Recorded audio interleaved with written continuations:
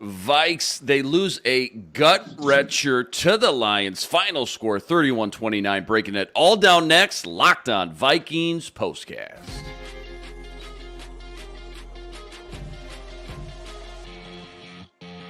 You are Locked On Vikings postcast, part of Locked On Minnesota on the Locked On Podcast Network. Your team every day. What's going on? Back in the lab, back at it. Another Vikings postcast episode right here on the Locked On Sports Minnesota Network. That's your team every day. Full crew today. Gophers legend Ron Johnson, Luke Braun, host of Locked On Vikings, Sam Ekstrom, host of the Minnesota Football Party. That's every Monday and Thursday. Tons to get into, guys, but first, quick reminder, today's episode brought to us by Hillsdale College. Right now, go to hillsdale.edu/lockedon to enroll. Absolutely no cost, and it's so easy to get started. Okay, Ron, I guess the bit officially dies today. We found our first loss on the schedule, Week 7 at home versus the Lions. Just kick us off like we always do. What's the headline read tomorrow morning after this first loss versus the Lions, 31-29? The Lions are the number 1 team in the NFC, and the Vikings are the number 2 team in the NFC. I think we saw 2 of the best teams in the NFC. The tough thing is I think both of these teams could probably walk into Kansas City and beat the Chiefs. I think both of these teams, which the Vikings already proved they could beat the 49ers. I think the Buccaneers, beating the Lions early are not a testimony to what the Lions are. I think it's a testimony how good the Buccaneers probably really are that we're not giving them credit for either. So, but I think we saw 2 of the best teams in the NFC right now. And even though they're going to be second in their division, I think they're still second in the NFC, and now it's just a race to the end. That last Lions game could possibly be for a bye in the playoffs. Mm-hmm. Yeah, Sam, biggest takeaways. Kind of before we get into all the nitty-gritty here, biggest takeaways. I know it's fresh, I know it's raw, but just what is at the top of your head right now, kind of your knee-jerk reaction after a tough loss here at home? Yeah, I think that there is cause for alarm in all phases, but I would also caution not to overreact because I think what Ron said is true in that you just took on maybe the best team in the NFL, one of the most well-rounded teams in the NFL. Yeah. And you took a bunch of punches, climbed back, made defensive plays when you needed to, and it comes down to if Sam Darnold converts a 3rd and 4, you win that football game, and we have a different perspective. So I think that there's actually a lot to be encouraged by, but we're going to get into the nitpicks here, like the offense not functioning at the level you want at all times, not completing drives, the defense very porous, definite concern. But again, consider who you just took on. You took on a top 3 offense and in some areas a top 3 defense, not holistically, but really good football team. It was a heavyweight bout, man. Game of the week, right? Okay, we got, what do we got? Chiefs and Niners coming up in the 3 o'clock window. But everybody talked about this game all week long. National media, Brian Flores versus Ben Johnson, 2 great up-and-coming head coaches. Luke, what is the next A topic? Like Sam kind of pointed out, does it go to the offensive struggles for most of the game or the defensive struggles versus Jared Goff, who at times just looks like he's like an absolute robot. 22 of 25, wasn't phased much. Obviously, you can have another discussion about he's got a lot of great talent around him and the number 1 offensive coordinator in the league. But where does your mind go first? Defensive struggles or offensive struggles after this one? I mean, it's obvious. Right? The defense was terrible. The offense, I'm like 21 from an offense is okay, right? Or 24 from an offense. It's an okay day. That's not going to be perfect. There's going to be problems, that maybe you didn't like pressure. Maybe Sam Darnold wasn't good enough for you. There's little things that they get to go talk about and work on now in a short week. But the defense had a catastrophic, existentially horrifying day. I mean, I'm like worried because the Lions called 2 plays. They called quick outs and they called dagger over and over and over and zone runs. They came with a playbook that Clint Kubiak would call small, and they killed you. They killed you. 4 straight touchdown drives. You cannot give up 4 straight touchdown drives to an offense that is that samey and not expect every single other team to come in and do it. And teams have been doing it. The Packers called dagger 10 times in their game, and I bet the Lions called it more, and they're moving the ball on you with that. It's time to fix the one problem you have. But this has been a problem since last year. This is why they could not win a game down the stretch last year. They lost 4 in a row to the exact same offense. So maybe I'm the one overreacting here. Maybe I'm the negative Nancy here. But that was putrid by the defense. I mean, and I don't think it was really the players' fault. I think Flores got schemed. He said, well, we're going to have to give up some of these play. We're going to have to lose to something, right? And I guess the something they've chosen is Dagger. But the Lions have showed that if you can pick up the blitz, Dagger will be there. And it doesn't really matter if your QB is Patrick Mahomes or if he's somebody like Jared Goff that can just throw with timing. And I bet worse QBs than that can get it on the Vikings too. They got to fix this problem. This is an existential problem. This is a threatening issue that will persist. I don't think you can say, we got close and then just run it back the same way on Thursday against the Rams. I think you got to do something. Yeah, Ron, to Luke's point, I mean, it's easy for me to just think back to last season, the ebbs and flows of Flores' defense. 5 games off, about 6 games on. They were number 1 defense in the league, but then plethora of injuries, and they just completely unraveled at the end. But we've seen a lot of ebbs and flows. Obviously, a hot start this year. Where's your panic meter at right now with this defense after what you just saw? Is there one foot that says, that's Ben Johnson and the Lions offense? Okay, we got to give them some credit. Or didn't do anything special. Everyone's got Dagger, point, man. It's not like they came up with some super creative thing that only the best top minds. Dagger's been in the league since Randy Moss, okay? It's been in the league since the 70s. Everybody has it. Everybody can run it, and they're going to run it against the Vikings every single game. You got to fix it or you're going to die. That's all it is. Ron, what do you think? So I'm going to go to Ben Johnson. Like I got to give Ben Johnson credit because you look at the early third downs of the Lions, and I said this in the pregame show. I said the Lions' first and second down offense was extremely potent. Like they don't want to put Jared Goff in a situation where he's forced to have to create first downs. And the third downs were manageable. 3rd and 3, sack. 3rd and 1, stopped. And then the 4th down offsides, and so they have to punt or a false start. Then you look at 3rd and 7, touchdown to Jahmyr Gibbs, which is a run in the red zone. So again, that's 3rd and 7. Most teams are thinking pass, and they run the ball. Ben Johnson's like, look, I'm going to go in down. If I'm going down, I'm going down with what I've been doing, which is running the ball. Jared Goff has had some perfect games, but he's not throwing a bunch of deep balls. He's throwing a lot of underneath stuff. He's dropping it off to his running backs, and they're getting him 10 to 15 yards. He is getting simple throws. Ben Johnson is not going to put him in a situation to screw up. So in my opinion, I think this was more Ben Johnson seeing what Flores does, which is like, when I know you line up in this, I know you're going to do this. If I'm wrong, I still can live to fight another day. And I think that's what we were finding out is Jared Goff was good enough to step up in the pocket. He was smart enough at times to do it. But the Lions defense, if every once in a while, I get if you're a mad scientist, but every once in a while, just line up in cover 2 and play cover 2 or Tampa 2 drop and drop all your linebackers. And let's just see what your front 4 gets you. Like every once in a while, you have to just play coverage and let your front 4 go to work. You have a really good front 4 when you put Van Ginkel, Dallas Turner, and Grenard in there on a passing specific down. Let those 3 with whoever your 4th guy is, it could be Harrison Phillips or whoever you want in there, or Bullard, let them go and figure it out with 4. You stay back, play coverage, let your linebackers drop, or bring an extra DB in. We know he has a ton of them, but every once in a while, you don't have to get tricky. Just play cover 2 and see what happens.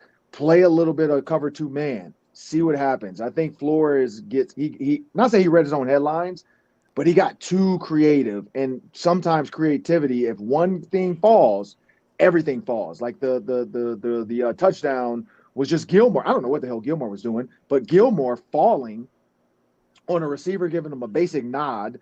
He slipped back, fell, and then the receiver runs a drag route, and then we saw what happened. Josh Metellus is covering grass. Jahmyr Gibbs just bumps him. Touchdown. And so if that had been just a basic cover 2, double shallows does nothing to that. You have guys on both ends ready for it. And sometimes you have to get out of this creativity and just play what the defense, like the 1978 Steelers did it for a reason. The Buccaneers, when they won the Super Bowl, did it for a reason. It works. Every once in a while, just sit back and let your front 4 go after people. Sam, I'm going to give you the last word before we go to segment 2. What do you think? Are you somewhere right in the middle? More blame on offense, defense? What's just your gut reaction here just minutes after this game? Yeah, so Ron hit on a key point, and we talked about this on the Ron Johnson show, talked about it on the Minnesota Football Party.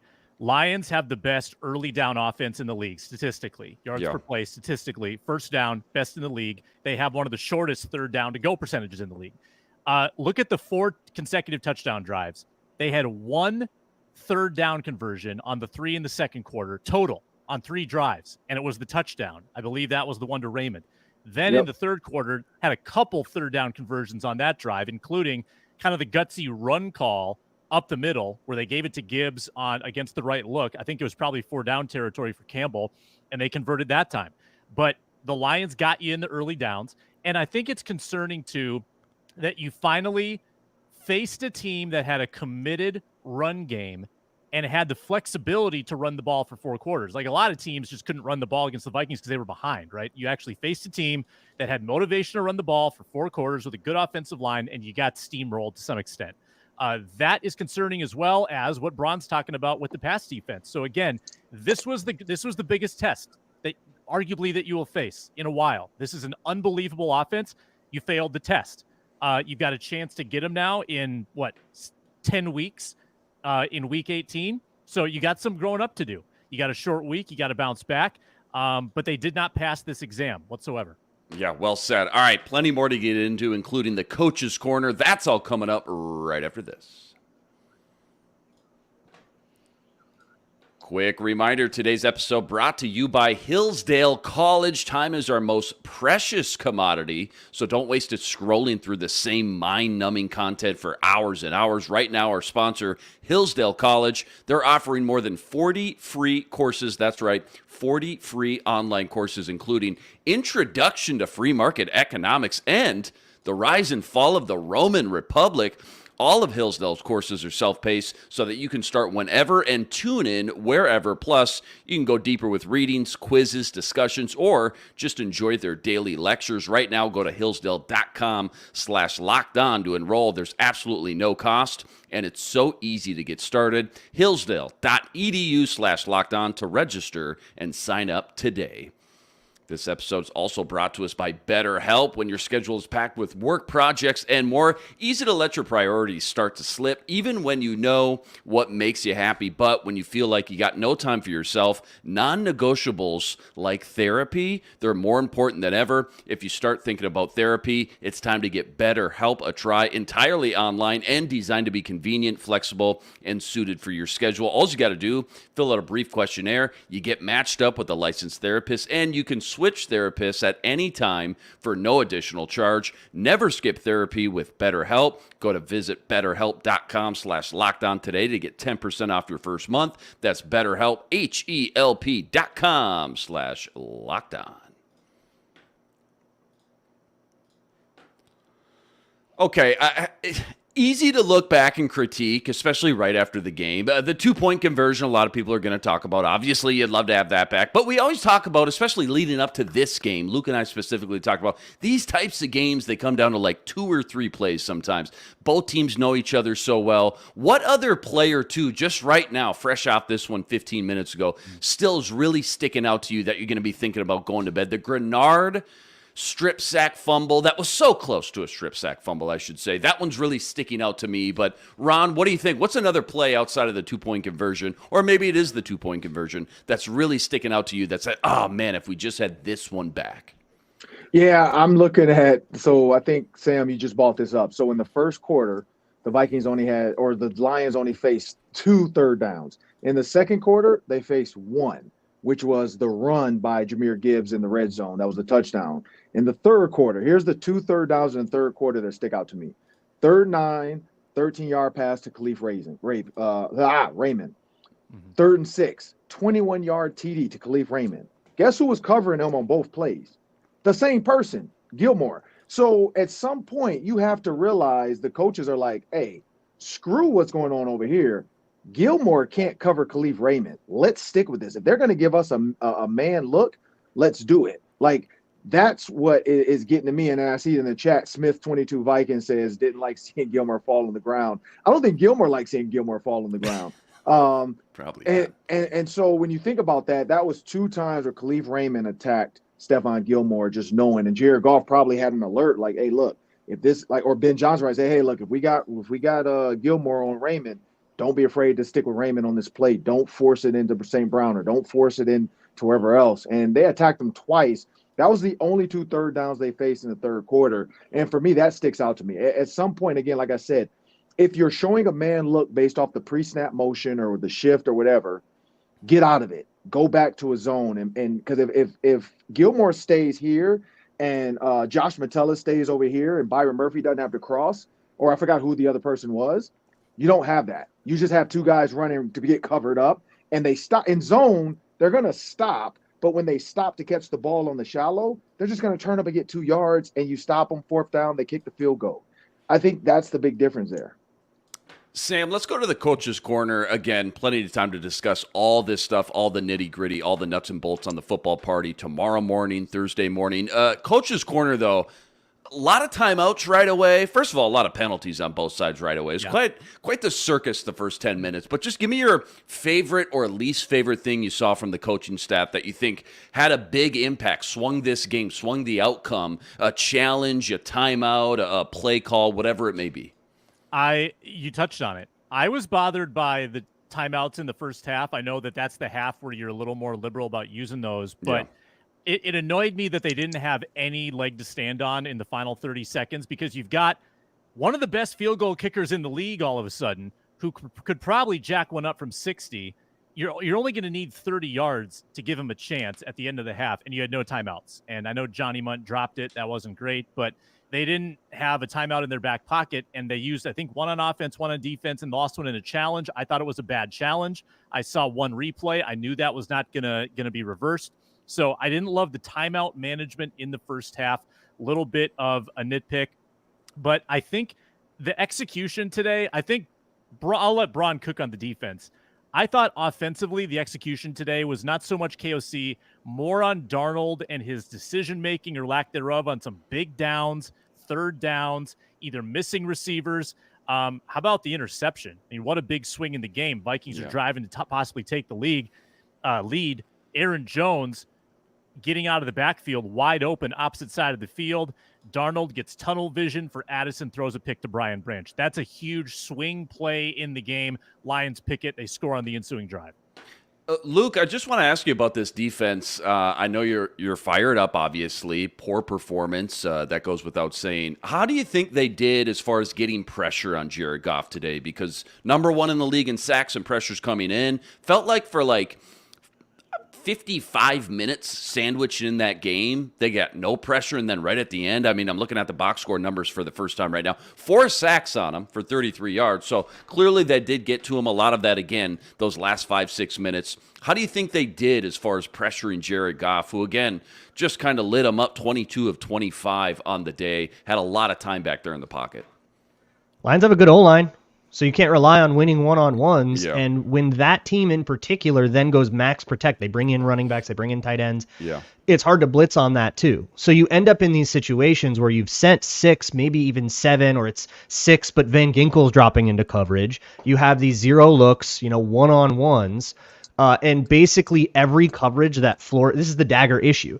Every coverage that Flores has behind those blitzes loses to dagger, whether it's their quarters with 4 deep 2 under, whether it's their 3 deep 2 under, whether it's like a cover 2 version, all of it loses to dagger.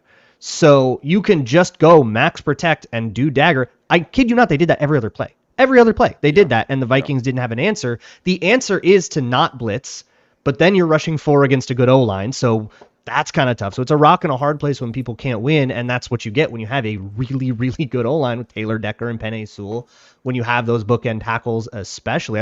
Grenard did well. He almost got 1 strip sack. He did get another strip sack that bounces right back to Jared Goff. So again, I don't think that it's about the execution of this in particular. It's just when you're getting schemed so hard that the Lions could effortlessly move the ball down the field for 4 drives in a row, there is a change that they could make, in particular when they're in Tampa 2. Or they could have called more just like straight drop back Tampa 2 and not blitzed, tried to sim those pressures, but then you're not getting pressure on Goff and they're probably going to carve you up anyways. They need to find a way to cover behind a blitz that shores up the middle of the field, whether that's going to more 3 deep 3 under, more kind of classic fire zone, or something else, or just manning up and hoping that you can win, but then you got to worry about Gilmore and all that. It's a difficult position to be in, but it's not one that's new here.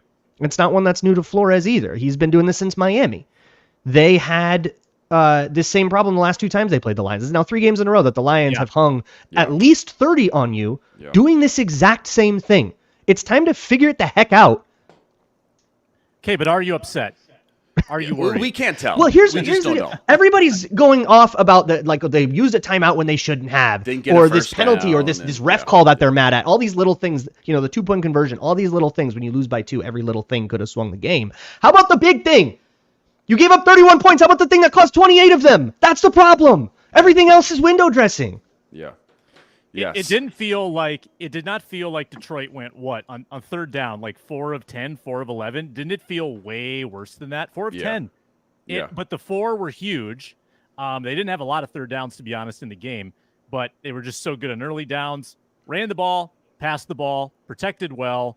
And the second that I think this was the second touchdown, when the Vikings brought blitz, and then you're like 1 Mississippi, 2 Mississippi. It was clear that they blocked it up, and I said out loud, touchdown. I knew Goff was gonna hit Amon-Ra over the middle. He did. Murphy was late.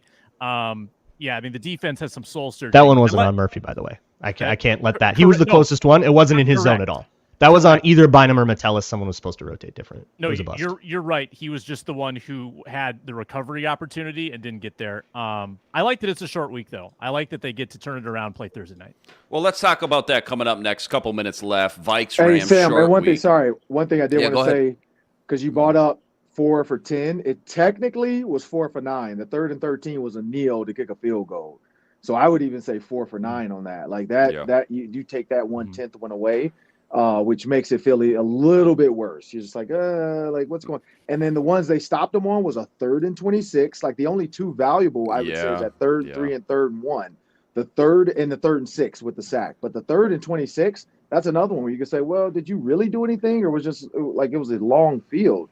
So you cut that down. Now you're looking at 4 for 8. You know what I mean? Like, so now you're feeling even like, oh wait, 4 for 8 is actually 50%. So I think that you're feeling so good about getting that third, because again on the fumble touchdown, that's an opportunistic play. It's not a stop. Like you didn't get a lot of stops on 3rd down in this game. You got one on the 3rd down. You sacked Goff, who, by the way, I think they marked it wrong. That should have been like an incomplete or grounding, maybe. I don't know. They said he fumbled. 4th and 21, they punt. That was the stop. And I don't know if we've dissected enough the Vikings' inability to move the chains on those next downs. Run, pass, and the pass was bad. That's the sequence that I'm going to be thinking about, is the Vikings actually having a chance to ice that game, 4-minute drill, and they couldn't do it. It's quarterback you got into bed with. One interception, a couple like it was for Darnold, not that chaotic of a day. The one interception, he's good for one of those every week. Guess what? He's going to get one next week, and he's going to get one the week after that. It's just who he is. That's not going to change. The streak of KOC winning when the turnover battle's even ended today.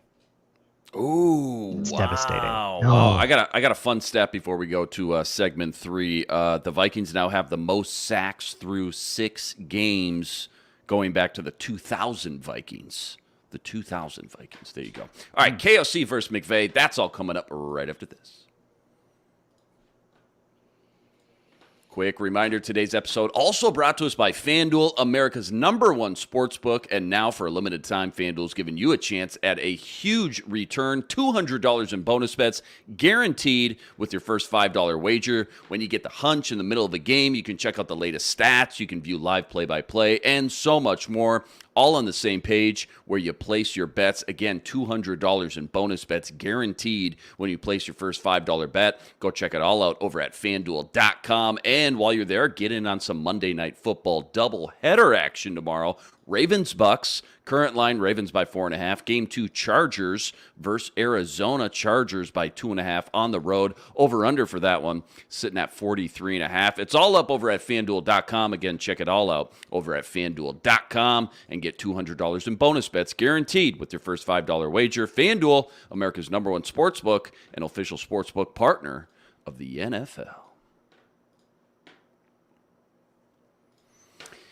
Okay, by the way, again, full deep dive into every nook and cranny of this thing tomorrow morning. Minnesota Football Party with our guy Arif Hassan. Make sure you like, make sure you subscribe, keep up with all the action. That's every Monday and every Thursday. All right, guys, 6 games down, 11 to go. You just played the Lions, who have become, we kind of talked about this on the show, become notorious now. They got this lingering effect on the teams they play the following week. This is the thing. Every team the Lions have played this year, win or lose, whether Lions have won or lost, the following week, that team has lost the following week. Look it up, true story. So my point is, I don't know, do you call this like a possible hangover effect in play here? I don't know. On top of that, make matters worse, you got to travel all the way to L.A., short rest, obviously, four days from now. Okay, you're playing L.A. Ron, when you hear all that, I guess, just written down on paper, how tough does all that actually sound if you're like a player or a coach? Like, is that a big disadvantage? The Vikings are really in here going into Week 8 on Thursday night? Yeah, I mean, but they get a couple hours more rest than the Raiders who are playing or the Raiders that are playing right now. The Rams look absolutely horrible. They don't have their weapons. I mean, they have Tutu Atwell and Tyler Johnson right now leading the way as far as targets. The rumor is maybe he'll get a weapon or two back for this Vikings game on Thursday, but I don't know because it's, like I said, it's a short week. Maybe they held these guys out for this game knowing like we need them for the Vikings game. But the only thing I would worried about is like how are the players walking off the field? Every player when I saw them on the field looked pretty healthy, like leaving the field, walking away. There was no like injury where you were like, oh man, is this guy out? The David Montgomery one was weird because he looked like he was like getting carried off the field, and then he comes back out the blue tent, he's fine. So we all thought he was done for the day, which honestly, him getting hurt was a blessing to the Lions because Gibbs was in a different world today. Like Gibbs getting the extra carries, but no, like with a short week, because of who they're playing with the Rams right now, the way the Rams look, I don't see it as too big of a task, but it is tough on your body. I mean, they have a couple hours, they're going to get to sleep. They have to get up Monday. You fast forward the week now, treatment Monday, film is tomorrow. You have to legally give them a day off. So I think they're going to take a day off plus film. I don't know how they're going to do it. And then, maybe they say, hey, Friday is going to be your day off for the week, and we'll work that out the NFL. But I know they have some like CBA rules to this. That's the only thing that's tough is the body recovery. Because even though these guys walked off the field, they did lose. It's going to hurt. How does Aaron Jones's hamstring feel on a short week? Like, do you put him on a pitch count heading into LA? Sam, couple interesting storylines here too. KOC for Sean McVay. Obviously, both coaches know each other, inside and out. Cooper Kupp may come back. Puka Nacua may come back. Obviously, T.J. Hawkinson may come back as well. But storylines, games within the games, players returning. I guess what intrigues you the most here on paper in this matchup? The Vikings need a tight end. The Vikings have not had a tight end all year. I'm sorry, Johnny Munt. I'm sorry. But the Vikings need a tight end back. I hope this is the T.J. Hawkinson game. I wanted it to be today. I'm a little disappointed that it wasn't after they held him out for the bye week. He practiced before the bye week.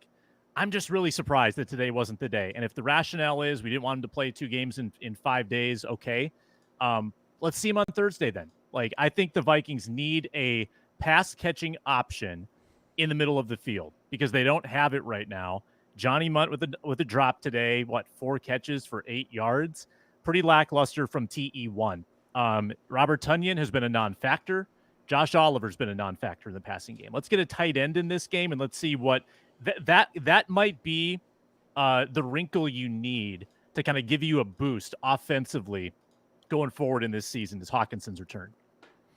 Luke, it's a home game for you out near L.A. How big is that Rams fan base, actually? Like, could we see a purple in the crowd off the, the 405 and Mulholland Drive? What do you think? Oh, yeah. It's going to be big purple.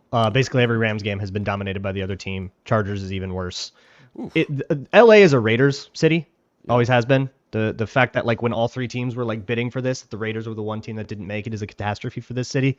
And most of the LA fans right now are very locked into the Dodgers. So as long as they don't experience a collapse here and lose two straight to the Mets to give up a 3-1 lead, then it's going to be mostly Vikings fans pretty much always. And I'll be there. I'll be getting loud. Let's go. The one thing I'll say is the Gophers had 14,000, I forgot the exact number, almost 15,000 Gophers fans went. So I'm pretty sure they're ready to go back for this LA game.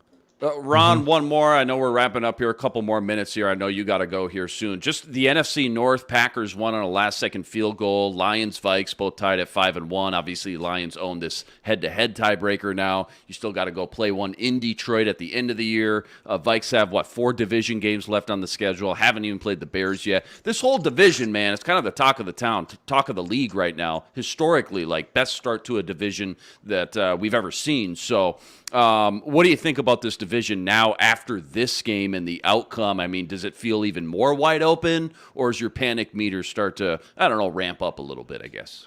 No, I mean, so I'm looking back at my predictions that I put on Vikings.com to start the season off. Weeks 7 through 12, I had the Vikings at 5-1.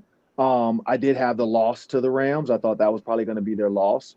I thought the Lions would be the loss. I said the Lions would be the loss, so I had them going 5-1 through this stretch of 7-12, which is the Bears is the 12th week.